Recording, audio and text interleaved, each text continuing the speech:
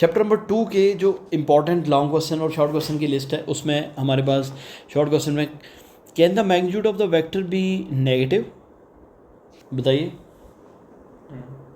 कैसे? नहीं हो सकता, क्योंकि जब आप मैग्नीट्यूड लेते हो तो मैग्नीट्यूड का मतलब ही हमारे पास क्या होता है कि आप उसका स्क्वायर करके काम करते हो, स्क्वायर लेके आप मैग्नीट्यूड निकालते हो, तो वो आपके पास नहीं हो सकता। आपने एग्जांपल्स दे देनी है कि मैग्नीट्यूड बेसिकली आपके पास कोई भी वेक्टर है उसका मतलब जब आप मैग्नीट्यूड लोगे, लेट्स से वेक्टर ए उसका मैग्नीट्यूड है, तो आप उसके जितने भी कंपोनेंट्स हैं उन सब का जो एक्स आई प्लस वाई जे प्लस उन सब का स्क्वायर लोगे, स्क्वायर रूट ले लोगे, तो आपके पास नेगेटिव साइंस वैसे ही कैंसिल आउट हो जाएंगे, तो आपके पास मैग्नीट्यूड उसका नेगेटिव नहीं होगा। उसके बाद वो कह रहे हैं कि can the magnitude of the vector be less than 1 for its components. तो आपके पास कोई भी वेक्टर है उसका मैग्नीट्यूड उसके किसी भी एक कंपोनेंट का मैग्नीट्यूड लेस देन 1 हो सकता है? हो सकता है, यस हो सकता है, बिकॉज एंगल पर डिपेंड करता है। ठीक है, आपका अगर वाई एक्सिस को देखोगे, यानी वाई कंपोनेंट है, फॉर एग्जांपल एफ वाई है, तो ये बेसिकली आपके पास किसके बराबर होता है? एफ साइन थीटा के बराबर या ए साइन थीटा के बराबर होता है। और थीटा की वैल्यू 0 से लेकर 90 तक वेरी करती है। 0 पे आपके पास मिनिमम वैल्यू होती है, साइन 0 0 एंड साइन 90 1। तो बेसिकली जैसे जैसे आप कंपोनेंट की वैल्यू बढ़ाएंगे वो 0.1 2 3 4 5 6 7 8 9 मैक्सिमम तक जा सकती है। और इसी तरह अगर आप एफ एक्स पे जाएंगे तो एफ एक्स आपके पास क्या हो जाएगा? That will be F cos theta, और थीटा की वैल्यू 0 से 90 पे और फिर -1 पे जाएं तो ये वैल्यू आपके पास 1 0 और फिर अगर आप 180 पे जाते हो तो -1 पे चली जाती है। तो इस तरीके से आप ये कह सकते हो कि येस इट कैन बी। फिर उसके बाद आपका define the solution of resolution of a vector. तो रेजोल्यूशन ऑफ अ वेक्टर को हम लोग कैसे डिफाइन करते हैं कि to split the vectors into its mutually perpendicular components. फिर आपने ये बात लिख दिया, डिफाइन हो गया। फिर इसी एक वेक्टर ले लो और उस एक वेक्टर की एक दो एग्जांपल्स डाल दो कि एफ एक्स उसका क्या होता है? एफ साइन थीटा होता है, और एफ वाई उसका एफ कॉस थीटा होता है। लेकिन एक बात का ख्याल रखना है जिसके ऊपर मैं बहुत इंपॉर्टेंट यानी मैं कोशिश कर रहा होता हूँ कि फोकस करूँ, कि आप कोई भी वेक्टर लगाओ उस वेक्टर का आपने रूल्स के अकॉर्डिंगली एंगल्स की पोजीशन अच्छे से सेट करनी है। फॉर एग्जांपल अगर आप ये कहते हो कि ये मेरे पास इसका बेस है और ये मेरे पास उसका यानी बेस मीन्स एक्स कंपोनेंट है और ये जो सामने वाला है ये मेरे पास वाई कंपोनेंट है, तो कोशिश ये करनी है कि ये दोनों एक दूसरे के ऊपर 90 डिग्री हो, और प्लस आपका जो एंगल है वो अगर यहाँ पे बन रहा है तो ये आपका लेट से एक वेक्टर है ए, तो फिर ये आपके पास क्या हो जाएगा? It will be your A sine theta. Angle के सामने वाला साइन थीटा होगा और एंगल के साथ वाला आपके पास क्या होगा? कॉस थीटा होगा। ठीक है, ये बातें याद रहेंगी। ठीक, अच्छा उसके बाद कह रहा है कि how can we define the components of the vector. तो components of the vector actually यही चीज़ है सारी की सारी, कि कंपोनेंट्स ऑफ वेक्टर को डिफाइन करने के लिए हम लोग क्या करते हैं कि हम उसको कहते हैं कि the components of the vectors are basically the x and y components are x and y projections of that vector on x axis and y axis। और इसी तरह आप रिजॉल्व करके उसकी एग्जांपल डायग्राम बना दें कि the angle in the component in front of the angle is the perpendicular component vertical component, और दूसरा आपके पास क्या हो जाएगा? जो एडजेसेंट होगा वो हॉरिजॉन्टल कंपोनेंट हो जाएगा। And both of these components are mutually perpendicular to each other, they are at 90 degree. और फिर आप ये भी कह सकते हो कि by taking the resultant of these two components we again get the actual vector which can be obtain by using Pythagoras theorem. ठीक है, ये सारे का सारा आपका यहाँ पे 3 मार्क्स आ जाएंगे। उसके बाद आपको करेंगे if we have 3 vectors how can they be oriented to get the zero resultant। अब 3 वेक्टर्स को हम लोग कैसे ज़ीरो रिजल्टेंट बनाने के लिए यूटिलाइज कर सकते हैं?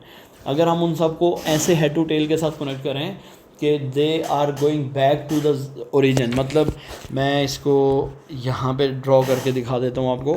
आपका एक वेक्टर इधर आपने ड्रॉ किया, दूसरा वेक्टर आपने इसके हेड पे ड्रॉ किया, और तीसरा वेक्टर आपने इसके हेड पे ड्रॉ किया, तो now the resultant of all these vectors is equals to 0। ठीक है, तो आपने सादा वर्ड्स में ये लिखना है कि when all these vectors are making a close vector triangle at that time their resultant will be equal to 0। उसके बाद है what is the vector product cross product. तो vector product and cross product के लिए आपके पास क्या information है कि वेक्टर प्रोडक्ट और the cross product is basically the product of two vectors in which the resultant is also perpendicular to the plane of those two vectors which are being multiplied with each other। जैसे it is represented by a cross b, फिर आप example दे सकते हो कि for example vector a is xi plus yj plus zk, कोई भी values दे दो उसको, और इसी तरह वेक्टर b को भी, और फिर इनको मल्टीप्लाई करो, और फिर आपने वहाँ पे नीचे की इन्फॉर्मेशन लिखनी है कि i cross j cross j k cross k equals to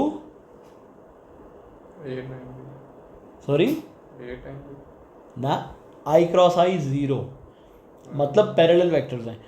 i cross j cross j 0, k cross k 0, i cross j equals to k। आपको हमेशा ये सर्कल याद रखना है कि अगर आपके पास ये सर्कल बन रहा है तो इसका मतलब ये हुआ कि i j k, i cross j equals to k, j cross k equals to i, और क्लॉकवाइज में हम लोग चले एंटी क्लॉकवाइज में। अगर हम यही वाला काम j क्रॉस i पे लेके जाएंगे तो you will get a negative k, ठीक है, और i क्रॉस k पे जाओगे तो you will get a negative j। ये लाजमी याद, सारी बातें याद रखनी है, ठीक है। उसके बाद आपके पास आ जाता है इसमें इंपॉर्टेंट लॉन्ग क्वेश्चंस देख लेते हैं। तो इंपॉर्टेंट लॉन्ग क्वेश्चंस में with the help of a diagram show that the cross product is anti commutative. Cross product anti commutative में आपने क्या करना है, ए क्रॉस बी को आपने रिजॉल्व करके उसका प्रोडक्ट लेके बताना है, उसका मैग्नीट्यूड निकालना है, फिर आपने बी क्रॉस ए करना है। तो जो अभी मैंने आपको बताया कि ए क्रॉस बी में आपके पास आई क्रॉस जे हो जाएगा, जे क्रॉस के हो जाएगा और के क्रॉस आई हो जाएगा, लेकिन जब आप बी क्रॉस आई करोगे तो यही चीज़ें रिवर्स हो जाएंगी, तो आपके पास नेगेटिव आ जाएगा। सो कम्यूटेटिव प्रॉपर्टी क्या है कि A cross B is equals to minus B cross A आ जाएगा आपके पास, तो इसका मतलब दैट इज़ नॉट इक्वल, ठीक है। अच्छा, उसके बाद ये पूरा एक लॉन्ग क्वेश्चन की वेटेज पे लिखना है आपने। उसके बाद क्या, explain the resolution of the vectors and derive the expression for the rectangular components of a vector, ठीक है, कंपोनेंट्स। तो अभी जो मैंने आपको बात बताई कि आपने क्या करना है, एक्सप्लेन द रिजोल्यूशन। आपने एक वेक्टर ड्रॉ करना है। सबसे पहले तो ये बताना है कि रिजॉल्विंग कहते हैं किसको है, कि resolving is basically dividing a vector into its mutually perpendicular components, ठीक है। वो चाहे 2 हैं 3 हैं, 2 डायमेंशन में आप 2 करोगे, कोप्लानर फोर्सेस जो होती हैं, कोप्लानर वेक्टर्स जो होते हैं 3 डायमेंशन में आप 3 पे जाओगे, और ये सारे का सारा आपके पास क्या है बेसिकली दे आर फिर आप ये एक्सप्रेशन दे दोगे। अगर 2 डायमेंशंस का वो है आता है, आई मीन कोप्लानर का आता है, तो आप सिर्फ 2 वेक्टर्स का कर लो। अगर 3 डायमेंशन का वो दे देता है एग्जामिनर तो आप 3 उस पर चले जाओ, 3D में चले जाओ, और इन सब का रेक्टेंगुलर कंपोनेंट्स ड्रॉ करके इसको कंप्लीट आपने यानी इसका x component, y component, z components, इन सब को अलग अलग सेपरेटली डिराइव करके, अगर आपको जो ट्रिग्नोमेट्रिक रेशियोज़ हैं उनका यूज़ करना भी बनता है, तो आपने क्यों लॉन्ग क्वेश्चन है तो आप एक डिटेल में उसको प्रूव करके लेके जाइए। हर एक के लिए आप अलग से डायग्राम बनाएं और डायग्राम बना के उसको एक्सप्लेन करें, ठीक है। अच्छा, उसके बाद आपको बोल रहे हैं, हाँ ये हो गया, discuss the vector product and